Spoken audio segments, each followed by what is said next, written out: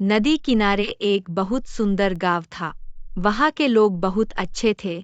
लोगों में एकता भी बहुत थी। सब एक दूसरे से मिल जुल कर रहते था और एक दूसरे के काम में हाथ बटाते थे। कभी किसी से भी नाराज नहीं होते थे। उस गांव में कुछ बड़े लोग भी रहते थे और कुछ छोटे लोग भी थे, जिसमें से अधिकतर लोग किसान थे। गांव के बगल में एक बहुत ही घना जंगल था। वो जंगल देखने में तो बहुत ही सुंदर था, लेकिन उतना ही डरावना था। उस जंगल में एक बहुत ही डरावना भूत रहता था। वह भूत इतना शैतान था कि रात में हर 1 से 2 दिन बाद किसी न किसी को मार कर ही दम लेता था। दिन में जो भी उस जंगल में जाता था, उसको भूत कुछ नहीं करता था। गांव वाले बहुत डरे रहते थे। उसके डर से शाम होते ही सब अपने अपने घर का दरवाजा बंद कर देते थे और पूरे गांव में सन्नाटा फैल जाता था।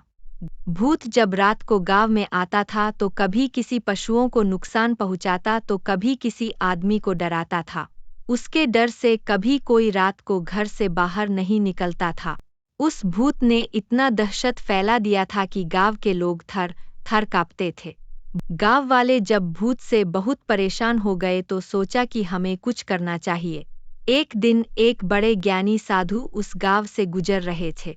गांव के एक आदमी ने उस साधु को देखा और उसके पास जाकर उसका पैर पकड़ लिया और बोला, बाबा हमें बचा लो, हम सारे गांव वाले बड़ी मुसीबत में हैं। साधु बोला कि बेटा क्या बात है, तुम मुझे साफ साफ बताओ। बाबा हमारे गांव में रोज रात को एक भूत आता है और वो हम लोग को इतना डराता है कि हम अपने घर से बाहर निकलने में थर थर कांपते हैं। आप इस भूत से बचने के लिए कोई उपाय बताओ। तभी पीछे से सारे गांव वाले बोलने लगे, हाँ बाबा, इस भूत से हमारा पीछा छुड़वा दो। भूत जहाँ रहता है वो जगह दिखाओ मुझे। तो गांव वालों ने साधु को लेकर उस जंगल में चले जाते हैं। तो साधु अपने तंत्र मंत्र से भूत को काबू में लाने की कोशिश करता है, लेकिन नाकामयाब हो जाता है। वह कुछ नहीं कर पाता है। फिर वह दूसरे दिन भी कोशिश करता है। बहुत कोशिश करने के बाद उसके दिमाग में एक उपाय आता है। मेरी बातें को ध्यान से सुनो।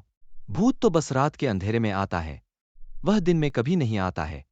इसका मतलब उसे रोशनी से बहुत डर लगता है, और अगर हम रोशनी का सहारा ले तो भूत से छुटकारा पाया जा सकता है।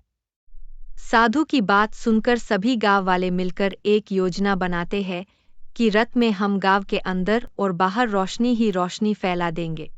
दूसरे दिन सभी गांव वाले मिलकर अपने अपने हाथ में मशाल लेकर गांव के चारों तरफ चले गए और सब जगह मशाल की रोशनी फैला दी। रात को जब भूत जंगल से निकलकर गांव में जाता है तो सभी गांव वालों के हाथ में मशाल देखकर डर जाता है और वापस जंगल की ओर भागकर एक पेड़ में छिप जाता है।